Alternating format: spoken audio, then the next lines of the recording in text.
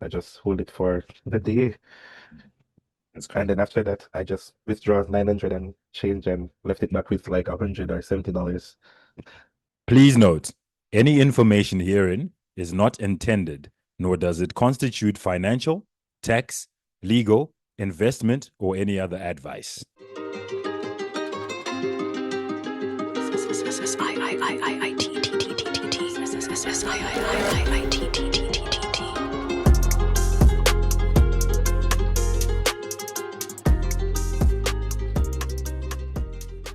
What is up, guys? I'm back here again with another one. In this video, a top student of mine will be sharing his approach to market analysis and obtaining zero drawdown entries. Let's call him up. Thank you so much, Paul, for doing this. I really appreciate it. So I just want for you to go through your charts just to see what you do when you approach any specific chart. As usual, this is just meant to help many people in terms of analysis. The reason why I'm choosing you is because you have really nice entries, and I'm really impressed with your work. So essentially, I don't know. Let's go for it. All right, sir, no problem. Great. So, um, basically, like what you normally do, we start from the monthly and the weekly. So I normally just go from the weekly, but based on how you do it, you normally go from the monthly. I go from the weekly, Yeah, and I will mark out my order blocks. yeah, So I would have this here because we're in an uptrend at the moment. sure. We've been going up for, as you'd say, for this many weeks. Yes, yes. So why go against the trade, the trend? Yeah, So this would be an area for me to be looking for sells. yeah, And normally I would have like this high here marked, yeah. and I will look for reversals within that area Okay, back down to my order block. So once price gets into this area right here, and I'd mark out the last order block like this. okay. I only trade order blocks within the supply and demand Oh, areas. great. So once I get that order block there, I'd like go down to my 8 hour and refine it Okay. to like we can remove this now. That would be the weekly. That would be like the weekly high. This that line. So I would refine this order block. Oh, come on, move Okay. to like this, and then I would wait.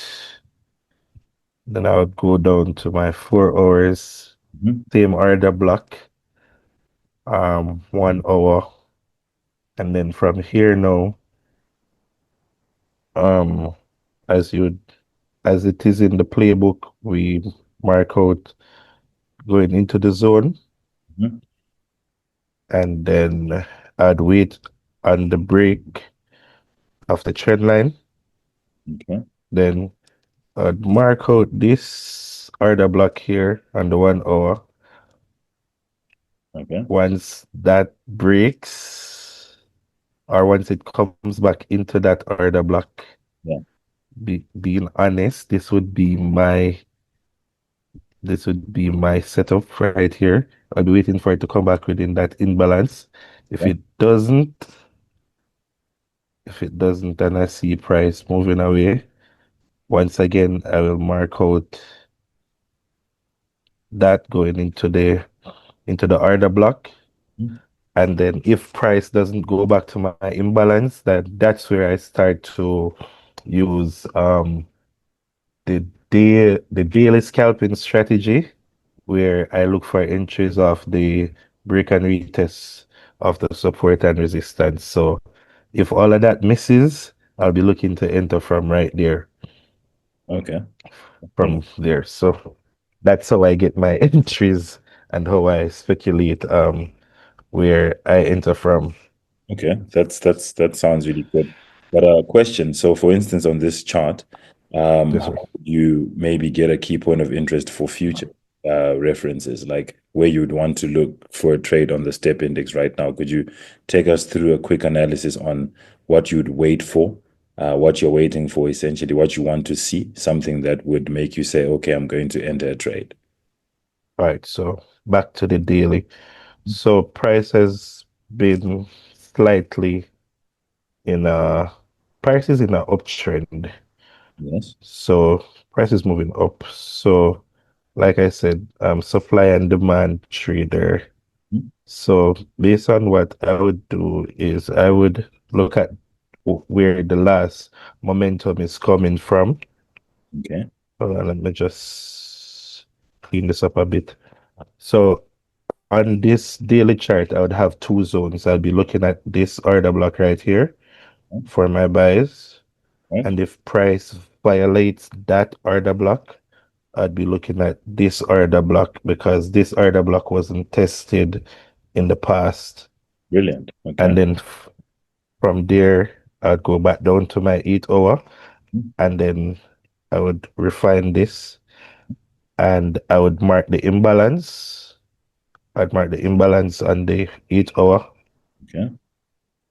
one right there, Mhm. and I would mark this down to that 8 hour imbalance. Order block, sorry. Mark it to that 8 hour order block. You notice Then that back bottom. to my I'm sorry to disturb you. Do you notice that bottom one, go back to the H8, the bottom one has a bullish engulfing candle. If you go to the oh H8, yes, yes, yes, bronze. yes. Yeah. I mean, So okay. and we have a fair value gap right there as well. So like I said, depending on the momentum coming in the zone, Mhm. I would be watching those two areas. Okay, great. And then from there I go down to the 4 hour and then I will once again, and if you look, this 8 hour imbalance lines up perfectly with this 4 hour order block. Mhm. So I'll then make this zone a bit smaller. Okay. And the same thing with this one down here, Mhm. coming down to that. So that's how I get my precise zones. And then from there, I don't go down to like the 30-minute time frame. Mm, And then what's this? Oh, and then within this time frame now, this is where I would look for. So this doji candle here now is where I would have my, this would be my zone now, where I look for my trades within that zone there. Like I said, if price violates that zone, um, Bottom if one price violates that zone, I will be looking here. at the bottom one. Okay. Yeah.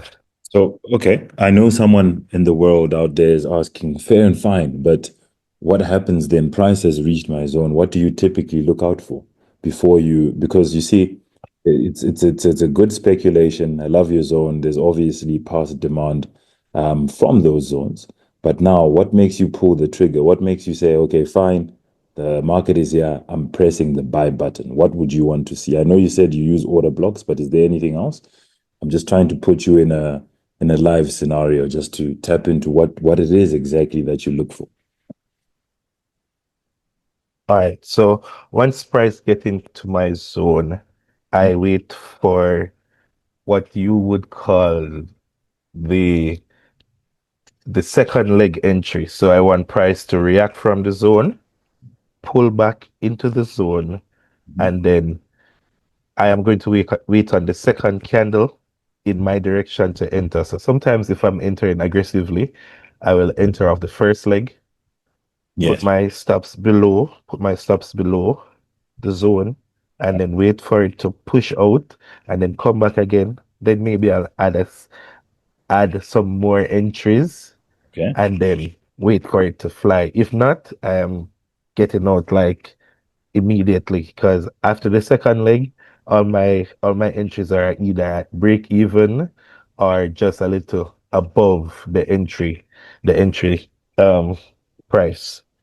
Wow, that's amazing. That's really cool. All right, that is very precise. That looks very clear. And if you could also just share some of the results. You have really aggressive entries, by the way. No, it's always Yes. it's always nice for, just to motivate the others, just so that Uh, it's possible. I've seen some of your entries. I'm just like, wow. And I do post them on my Instagram, and I oh do yeah. get many Oh people. yes. You do. I got a lot of messages from Instagram like, hey man, I saw you on Synthetic Indices page. What are you doing that I'm not doing? Sure. And I tell them, man, I just trade order blocks and I share the videos on your YouTube because Yeah. a lot of persons ask me if I'm open for mentorship. I'm like, nah, I'm still learning. Still. Yeah. So this is what my entry would look like in the real world basis. So like I said, price move away from that little zone, come back. My entries are stacked right there. Yeah. And This as you see, M1. my It's on the M1, 1 minute time frame. yes, this is the 1 minute time frame. Based off your day-to-day scalping. Yeah, yeah, yeah. So once I get that move and I see that price is in a downtrend, once it pulls back to any of the order blocks, whether on the 5 minute or the 15 minute, I drop down to the 1 minute and I look for the same thing that I look for on the 30 and the 1 hour. Just need a That- push that is aggressive. Momentum is filled there. And once it comes back, you see I'm right there in my order block zone and my stop stays right above. Right. All right. So let's see what that looks like in terms of figures. Wow, okay. And if you realize all of my accounts are always like $50 and under, Yeah, yeah, I try my best to, stay in that gap because when I have a lot of money on my account, sometimes I get sloppy with the trades where I sure. can say, okay, maybe I have a few, dollars where I can risk somewhere. So I try to keep my account small It's good. and bring them up. So this is a 41 to 266. Let's see other ones. A nice This buy. is a this is a buy. Like I said, momentum pushing up on 25. Hmm. I think I made some good money off this one. Where is that one? Well, I don't remember. I'll find that. So this was the breakdown on the 5 minutes. So Okay. you see price coming heavily. Yeah. Once it pushed out and it pulled back on this week right here, I entered. Wow. Okay. And how did this look on the V25? I'm going to see if I can find those. Okay. So V25, there it is, 56, 57, 57, All right. 56. That's a $28 account to 301. See. Let's see. Oh, so but this is a sell example. This is a sell example. Oh, that's the sell. Sorry, sorry, sorry, sorry, sorry. Where are they? Ah, Oh, there we go. 27 to 357 on a buy. Wow. You see, Yeah. this is crazy. And I advocate for this because personally as well, I don't really trade big accounts, because there's no point. Yeah. You could actually maximize a lot on risking way less and doing the most. And I know you had a trade where you turned $20 to 1,000 or something. Do you have, hopefully you, Ah, there it is. yeah, you see There 27. it is. Yeah, Yeah. I think that was the same daily setup on the 25 from the 30 minutes. So I had this breaker block. sure. So I waited on the momentum and I just entered and I just hold it for the day. That's And crazy. then after that, I just withdraw 900 and change and left it back with like $100 or $70. See, explained it. And any others? Any others that you have? I know, like the thing is, you have tons that you send through, so I'll probably share that as well, on my side. Yeah, But yeah. This is a step. Same thing. Wait for I think the results for this was earlier. So this was the sell on the step index. I yeah, waited for this 30-minute order block, yeah. you know, The impulsive move, you mean?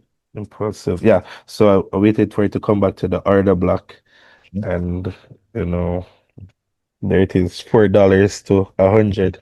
$106. Yeah. Um, this was a 75 sell-off.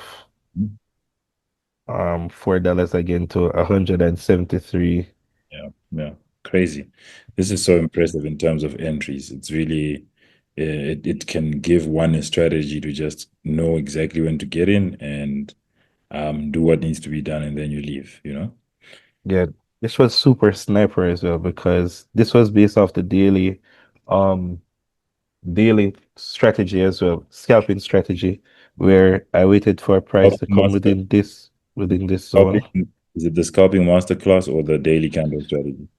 I think this is the scalping masterclass where the zone to zone, Nice. because over here was a zone pushed up, waited for the pullback, come down, come back to this zone. As you see, I stuck all my entries right here. Yeah. And I had a line right here saying if price came back up in this zone, I'm out because I only had $4. And price respected this other zone and then it just fell. So Yeah, that's amazing, man. All right. So there you have it. As always, it's important to stick to your strategy and wait for the conditions to align to use it. If you like what you see, feel free to contact me for the list of my services. You can find my contact details in the description of this video. Until next time, ciao.